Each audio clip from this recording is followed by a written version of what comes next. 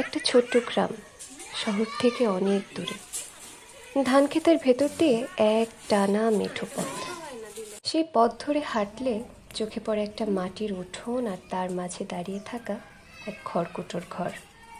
এই ঘরটা কোনো রাজপ্রাসাদ নয়, এটা একটা সাধারণ ছোট্ট আশ্রয়। তবুও এখানে আছে এক বিশাল হৃদয়ের গল্প। আজ আমরা চলেছি সেই গল্প শুনতে, সেই ঘরটা দেখতে, যেখানে বাস করে এক পরিবার আর বাস করে হাজারটা মায়া। ঘরটা কাঠ, খড় আর বাঁশ দিয়ে তৈরি।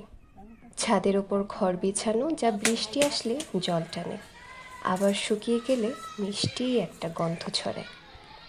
বাঁশের তৈরি বেড়া, একটি মাত্র দরজা, আর জানালায় ঝুলছে পুরনো একটা শাড়ির কাপড়।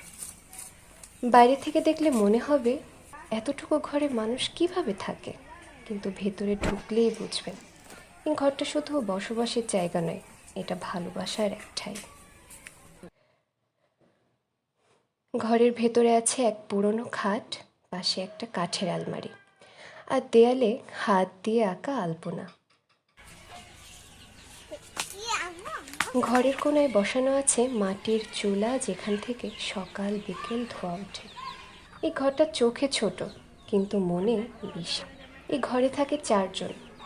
বাবা একজন দিনমজুর, প্রতিদিন ভোরে মাঠে যায় কাজ করতে। মা ঘরের সব কাজ সামলান, রান্না করেন, গরু ছাগল দেখেন, হাঁস মুরগি খাওয়ান। ছেলেটা ক্লাস 4-এ পড়ে, সকালবেলা স্কুলে যায়, ফিরে এসে মাঠে বন্ধুদের সঙ্গে খেলে। মেয়েটা ছোট, তবে মাকে সাহায্য করতে শিখে গেছে সে। তাদের নেই স্মার্টফোন, নেই টিভি, নেই ফ্রিজ, কিন্তু সন্ধ্যায় তারা 4 জনে একসাথে খেতে বসে। অনেকেই ভাববেন সুখ মানে বাড়ি, গাড়ি, অনেক টাকা, কিন্তু এই খড়কুটোর বাড়িটা প্রমাণ করে সুখ মানে একসাথে থাকা, পরিশ্রম করে খাওয়া, আর একে অপরকে ভালোবাসা। মাটির দেয়াল, খড়ের ছাদ, বাঁশের বেড়া, সবই যেন একটা পরিবারের প্রতীক হয়ে দাঁড়িয়েছে। এরা স্বপ্ন দেখে, সংগ্রাম করে, কিন্তু একটু অভিযোগ করে না। তাদের মুখে হাসি, চোখে তৃপ্তি, কারণ তারা জানে জীবনের আসল সুখ কোথায়।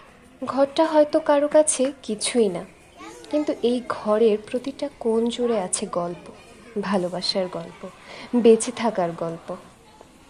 আচ্ছা, আপনি কি কখনো এমন কোনো ঘরে থেকেছেন? আপনার গ্রামের এমন কোনো স্মৃতি কি আজও মন ছুঁয়ে যায়? কমেন্টে লিখুন আপনার সেই গল্প। আর যদি এই ভিডিও আপনার হৃদয় ছুঁয়ে থাকে, তাহলে লাইক দিয়ে পাশে থাকুন। ভিডিওটি ভালো লাগলে অবশ্যই আমাদের পেজটিকে ফলো করবেন এবং আমাদের ইউটিউব চ্যানেলকে সাবস্ক্রাইব করবেন। সবাই ভালো থাকুন, সুস্থ থাকুন, সেই প্রত্যাশা। আসসালামু আলাইকুম।